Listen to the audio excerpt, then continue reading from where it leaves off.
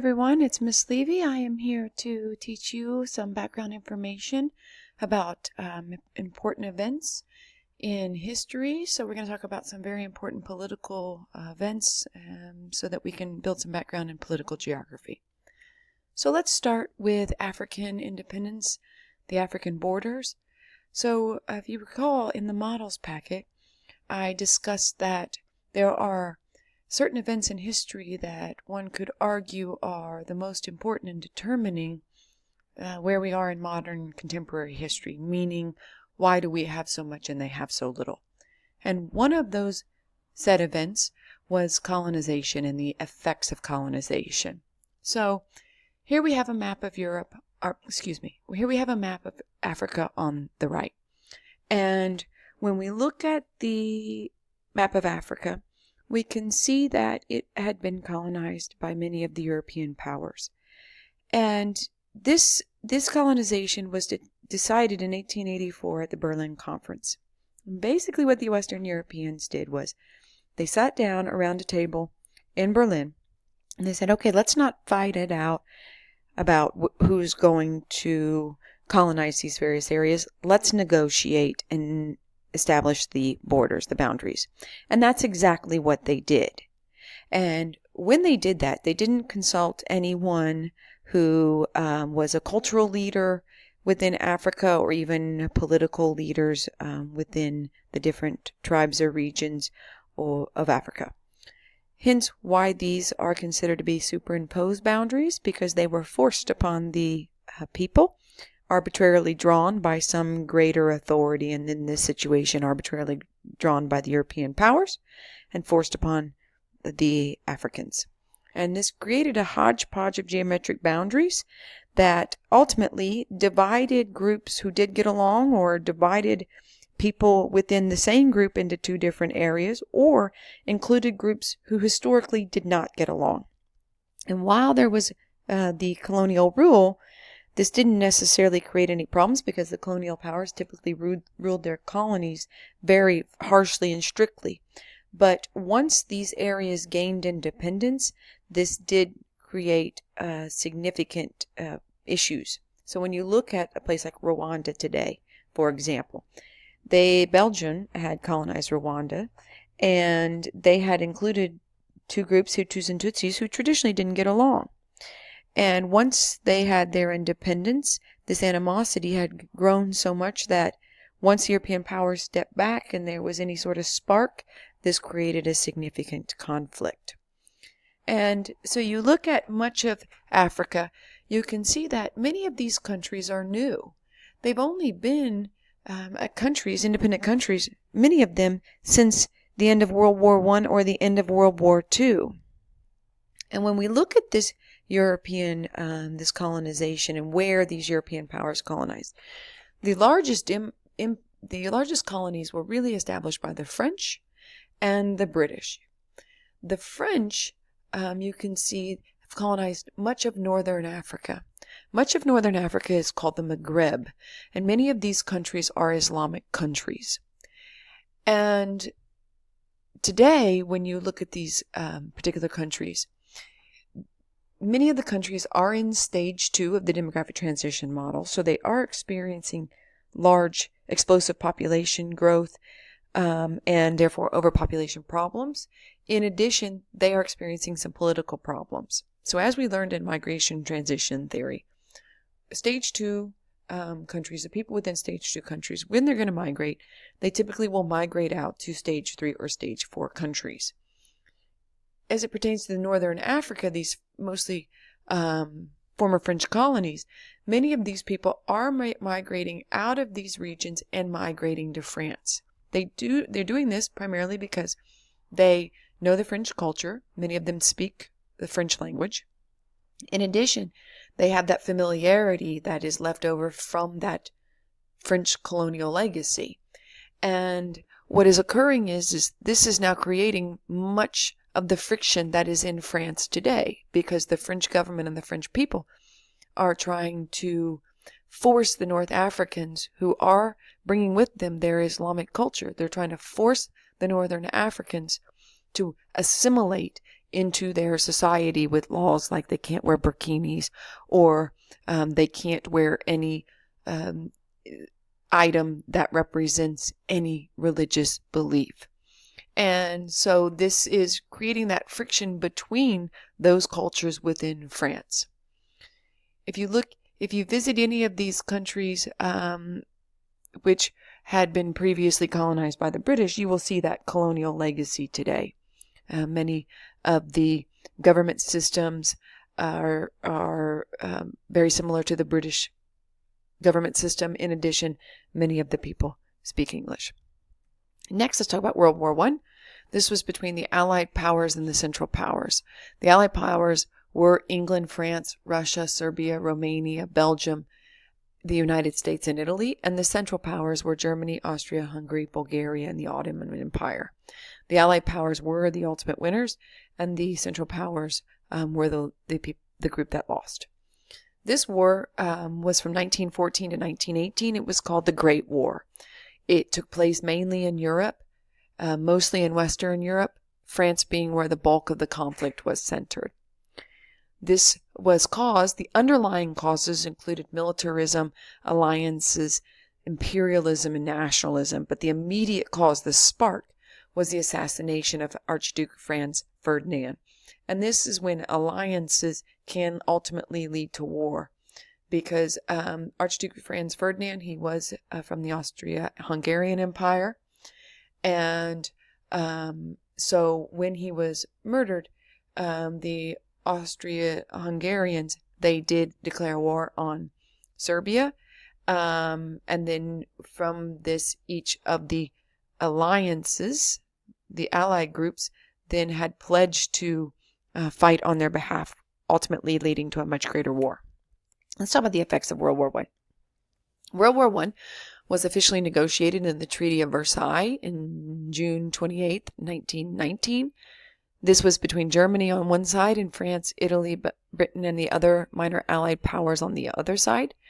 Germany was officially forced to accept responsibility for starting the war and pay war reparations, which are repayments for costs and damages to the winning side. And this limited the German military machine. The troops were reduced to 100,000, and the country was prevented from possessing major military armaments. Let's talk about the Great Depression. So the 1920s were called the Roaring Twenties. This was a time of economic boom and societal and cultural development. But the Great Depression did begin in 1929 and existed until 1941. This was a time of serious economic depression. It was caused by the stock market crash in 1929, which had really been caused by this market speculations in the 1920s, and then the international debt crisis caused by World War I. And the effects of the Great Depression in the United States, there was high unemployment, not just here, but the rest of the world. They also created institutions like the SEC, which is the government agency that oversees the finance industry and banking industry, makes sure that these groups are following the law and specific processes to ensure that another depression or stock market crash does not occur. The FDIC, which is federal banking insurance, so where the federal government ensures that deposits in banks, that they are safe. Social Security Administration, which takes care of providing financial support to older people and those people who are disabled, and other government programs that are still in place today. Globally, Germany was further in depression because of the war reparations, which led to the rise of Hitler. You figure that all the countries in the world suffered from the Great Depression. Germany arguably more so because they had been put in a position where they had to pay a large sum of money to the winning allied powers, those countries, and they just couldn't afford it. When the stock market crashed, then they were even worse position. So this did ultimately lead to the rise of Hitler and Nazism and fascism in Italy, and World War II. World War II was between the Allied and Axis powers. The Allied powers were the United States, Great Britain, France, and the Soviet Union. The Axis powers were Germany, Italy, and Japan. And this was an international conflict involving most countries in the world, with two major areas of conflict, Europe and Asia. This was focused in Europe on stopping the spread of totalitarianism, Nazism, and fascism, and in Asia on stopping the Japanese invasions, the Japanese imperialism. This was from September 1st, 1939 through August 15th, 1945. The causes of World War II were nationalistic tensions, unresolved issues, and resentments resulting from World War I, and the effects of the Great Depression. The immediate causes of World War II were Germany's invasion of Poland in 1939, that act of aggression, and the 1937 invasion of China by Japan. And the effects of World War II, the European economy collapsed. Again, they had suffered massive casualties, and much of Europe had been destroyed, not just from World War II, but the effects of World War I. So we're talking about just the landscape being destroyed. And the European industrial infrastructure was also destroyed. So the United States Congress, they passed the Marshall Plan, which was the European Recovery Program from 1948 to 1952. The United States government, the Congress allocated $13 billion, which in 2011 was the equivalent of $135 billion for the reconstruction of Western Europe.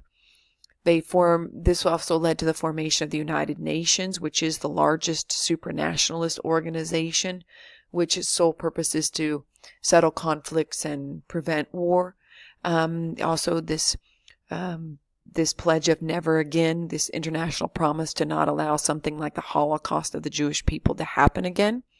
And the United States and the Soviet Union became the world's two superpowers, and they happen to be opposing superpowers. This is where you saw the rise of communism versus democracy. This did lead to the Cold War.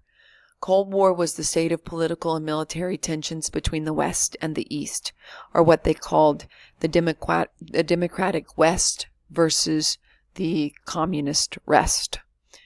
The West, were the United States and its allies, including NATO, those countries in NATO, which were mostly the Western European countries, and the East, the USSR and its allies, including the Warsaw Pact, which were mostly the Central Asian and Eastern European countries. This was between 1945 and 1991. It ended with the fall of the Soviet Union. So we're talking about most of post-World War II was the Cold War, end of World War II until the fall of the Soviet Union. Why?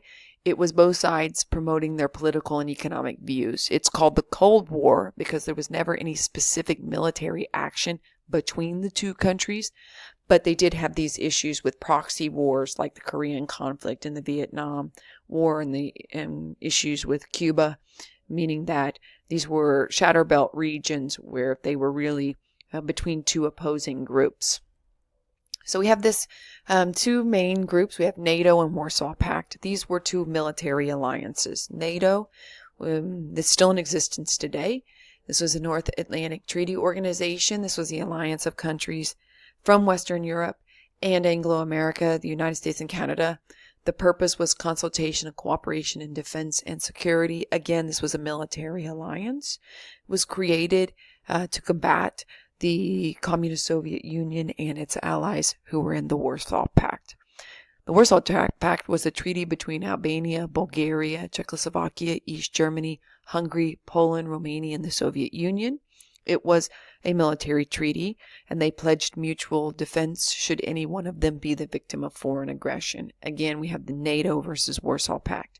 It was officially dissolved in 1991 with the fall of the Soviet Union. So another legacy of colonialism, not just post-World War II did you see the independence of so many countries in Africa, but you also saw the creation of India and Pakistan. The partition of British India and Pakistan on the basis of this religious demographics. So this area had been colonized by the British.